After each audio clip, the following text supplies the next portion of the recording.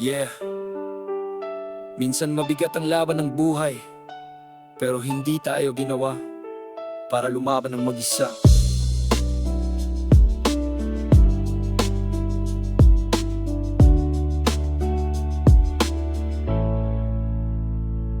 May kapatid na tahimik, may dinadalang pasanin, ngumingiti sa harap pero sa loob ay may damdamin. May sugat na di nakikita na mata ng karamihan, kaya minsan simpleng salita nagiging sandigan. Hindi lahat ng bayani nakasuot ng kapa, minsan nasa tabi mo lang pagod na rin sa problema. Kaya bago ka humusga, subukan mong umunawa. Baka ang kailangan niya yakap, hindi sermon na mahaba. Ang mundo, puro ingay, puro punat paninira, pero tayo tinawag para magbigay ng pag-asa. Kung may nalulugmok, tulungan siyang makatayo. Pag may nawawala ng lakas, samahan mo sa pagbangon.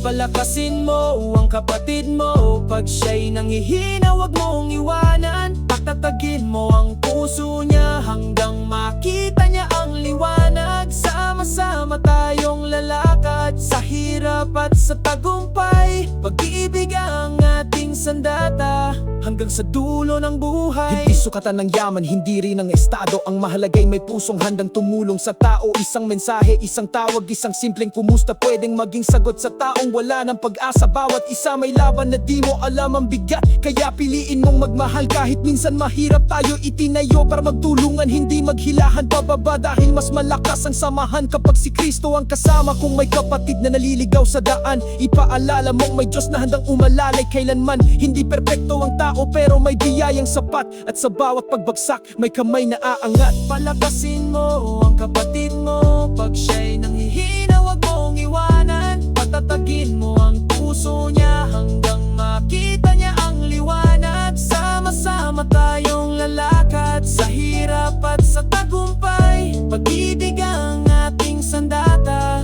hanggang sa dulo ng buhay. Kaya't palakasin ninyo ang isa't isa at patibayin ang bawat kapatid.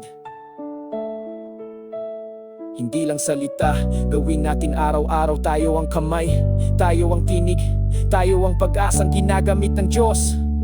Yeah, palakasin mo ang kapatid mo, pag siya'y